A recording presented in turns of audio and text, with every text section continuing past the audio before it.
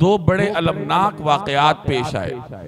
پہلا واقعہ رجی کے نام سے سیرت کی کتابوں میں ذکر کیا جاتا ہے۔ ہوا یہ کہ عزل اور قارہ یہ دو قبائل تھے، یہ رسول اللہ صلی اللہ علیہ وسلم کی خدمت میں ان کے کچھ نمائندے حاضر ہوئے۔ انہوں نے آ کر درخواست کی کہ یا رسول اللہ، ہماری قوم مسلمان ہو چکی ہے اور آپ ہمارے ساتھ کچھ مسلمان مبلغین کو بھیجیے تاکہ وہ ہماری قوم کو اسلام کے احکامات سکھائیں۔ رسول اللہ صلی اللہ علیہ وسلم نے ان کے اس مطالبے کے پیش نظر ایک روایت کے مطابق 7 اور ایک روایت کے مطابق 10 مسلمان مبلغین کی ایک جماعت ان کے ہمراہ بھیجی۔ یہ مسلمان ان کے ساتھ روانہ ہوئے۔ رابغ اور جدہ کے درمیان ایک چشمہ تھا رجی نامی۔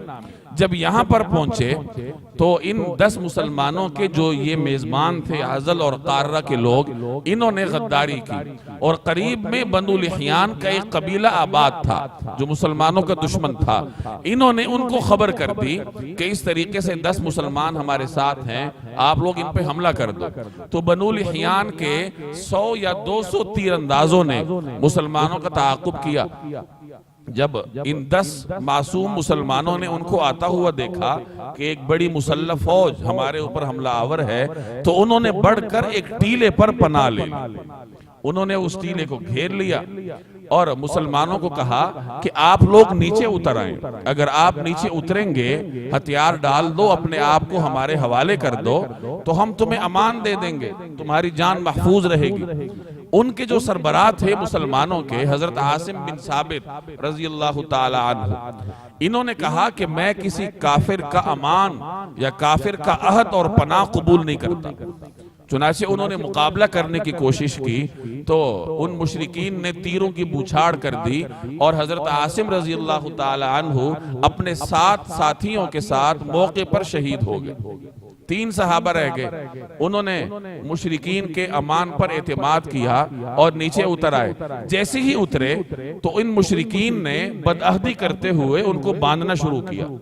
تو جو تیسرے صحابی تھے انہوں نے کہا کہ یہ تمہاری غداری کا پہلا ثبوت ہے اور جانے سے انکار کیا، تو مشرکین نے ان کو بھی شہید کر دیا۔ اب 2 صحابہ رہ گئے تھے، حضرت خبیب رضی اللہ تعالی عنہ اور حضرت زید بن دسنہ رضی اللہ تعالی عنہ۔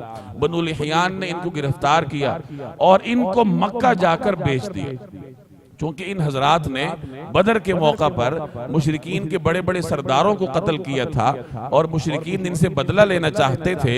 بنو لحیان والے اس سے واقف تھے کہ ان کے بدلے مشرکین مکہ ہمیں پیسے دیں گے، تو انہوں نے مکہ جا کر ان کو فروخت کیا۔ حضرت خبیب رضی اللہ تعالی عنہ نے حارث نامی ایک مشرک سردار کو غزوہ بدر میں قتل کیا تھا، تو اس کے بیٹوں نے عقبہ بن حارث نے ان کو خرید لیا کہ ہم اپنے باپ کا بدلہ ان سے لیں گے، اور حضرت زید بن دسنہ رضی اللہ تعالی عنہ کو صفوان بن امیہ نے اپنے باپ امیہ بن خلف کے بدلے میں قتل کرنے کے لیے خرید لیا۔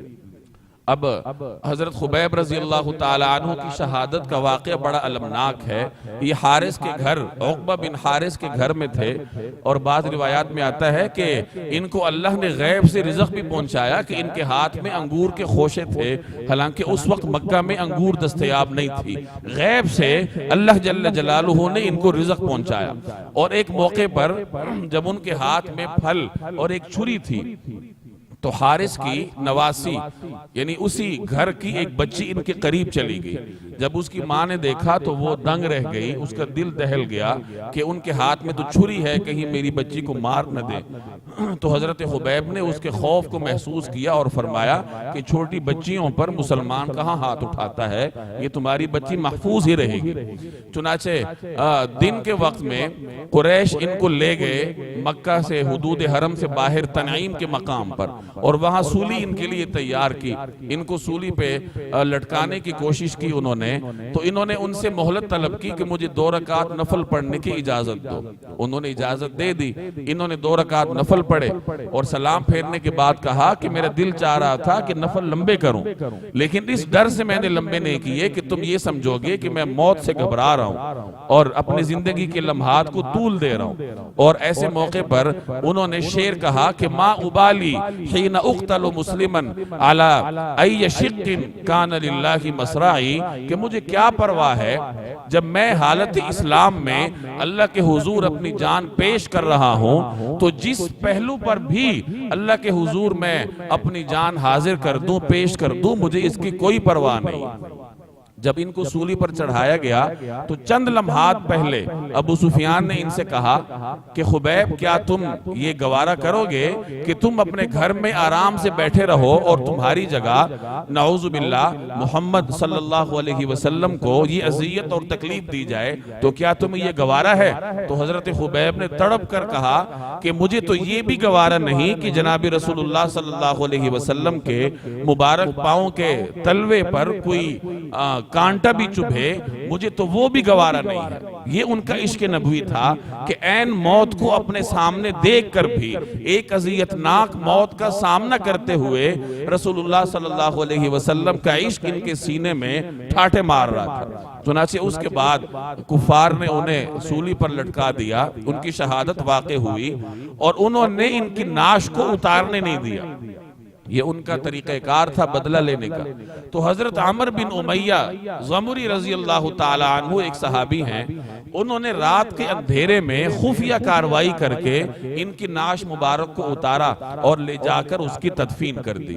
تو اس طریقے سے واقع رجی میں جو صحابہ میدان میں شہید ہوئے تھے 7 وہ تو الگ رہے، 8واں بھی شہید ہو چکا تھا اور 9ویں کو مشرکین مکہ نے اس طرح شہید کیا۔